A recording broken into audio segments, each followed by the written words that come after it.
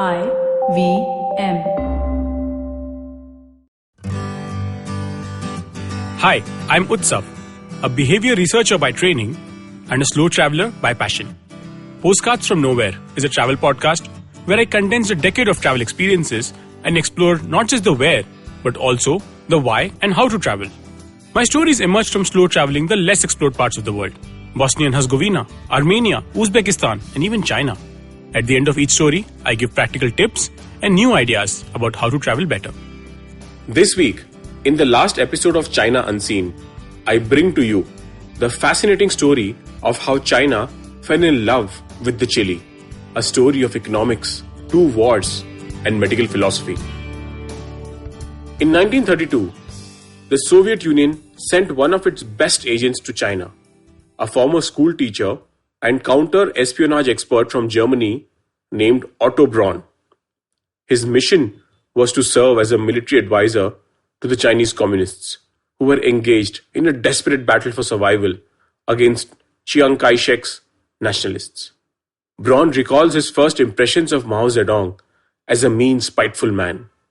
He further notes, "For a long time, I could not accustom myself to the strongly spiced food, such as hot fried peppers, which is traditional to southern China, especially in Hunan, Mao's birthplace." His tender taste buds invited Mao's mockery.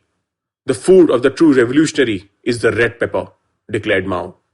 "And he who cannot endure red peppers is also unable to fight." Sounds ridiculous, right? But what if there was a grain of truth in Mao's absurd claim? The home of the chili in China is Sichuan, which of course gave rise to its bastardized version Szechuan, which we lovingly lick off plates of Indian Chinese food. The Sichuanese have long been notorious for their rebellious spirit.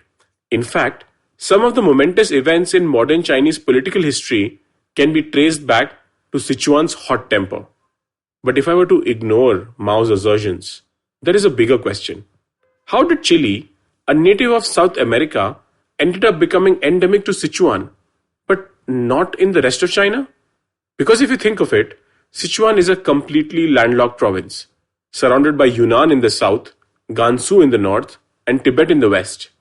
And none of them are known for spicy food. One school of thought believes the pepper came overland from India into western China via a northern route, either through Tibet or a southern route across Burma.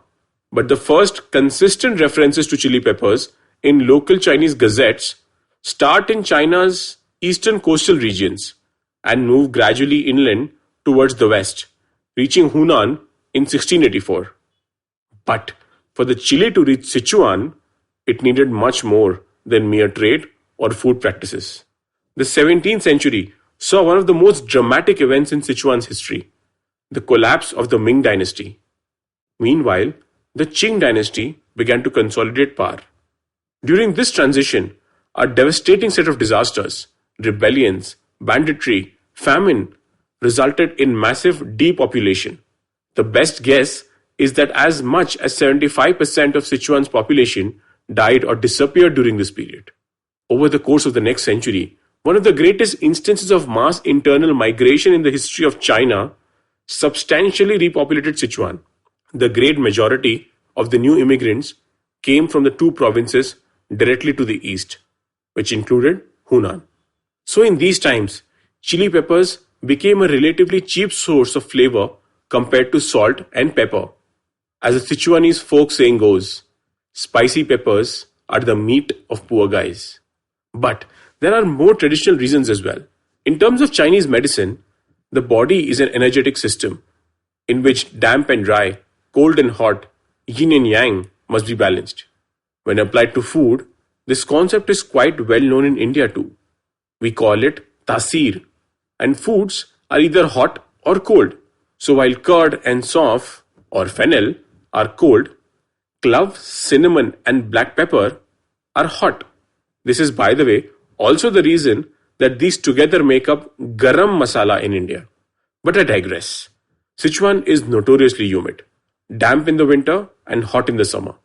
To counteract the soggy weather, the Sichuanese have historically spiked their diet with warming foods like garlic and ginger. So when the chili pepper arrived, the Sichuanese plugged it seamlessly into their pre-existing palate. But the final event, which sealed Sichuan's identity with chili, happened with yet another war about 300 years later. In the 1930s, China and Japan were locked in a ferocious battle, and the elite classes of China were fleeing to Sichuan from both the communists and the Japanese. They found themselves in precisely the same kind of dire economic conditions as those refugees who had immigrated to Sichuan centuries earlier. They too began to turn to the cheap, spicy peasant fare that the lower classes had nurtured into one of China's greatest cuisines. If you travel to any part of China today, you are most likely to encounter a Sichuanese hot pot restaurant. At the center of your table, a hot pot full of flavored broth keeps simmering as raw ingredients are placed into the pot and are cooked in a manner similar to the fondue. What adds some serious bite to the broth is the Sichuanese chili paste, which is added in generous quantities. The Sichuanese hot pot is a great metaphor for the journey of chili in Sichuan itself. It took a hot pot of two wars, medical philosophy, and economics for chili to find itself in China. Much like how it takes a hot pot of experiences for us to find ourselves. If you like this podcast, don't forget to check out other interesting podcasts on the IVM network. You can listen to us on the IVM Podcast app or ivmpodcast.com. You can also follow us on our social media. We are at IVM Podcasts on Twitter and Instagram. If you want to reach out to me, I am Utsav Mamoria on Twitter and YVTravel42 on Instagram.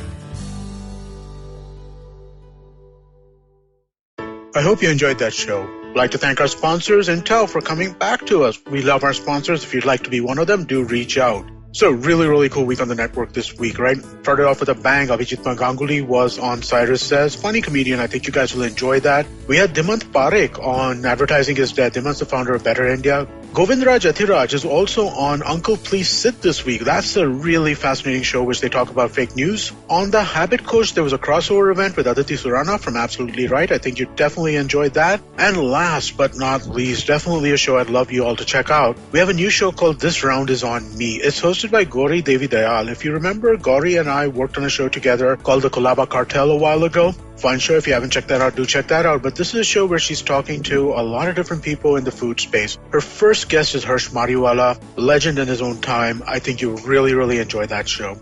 But with that, we hope to see you again next week. Are you constantly seeking happiness? Wondering how to make the most of every day? How not to let your inhibitions stop you from achieving your goals? It's now time to get your A-game on.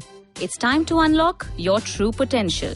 Tune in to the Empowering series with me, Zarina Poonawalla, to feel empowered in all genres of life. From behavioral skills to management skills. From health to relationships. From mental well-being to emotional well-being. And of course, your finances. I've got you covered. With these tips and tricks from me, Zarina, and true life stories from my amazing guests, you're bound to bring your purest to the table. Tune in to the Empowering series with Zarina Poonawalla every Thursday on the IVM Podcast app, website, or wherever you listen to podcasts.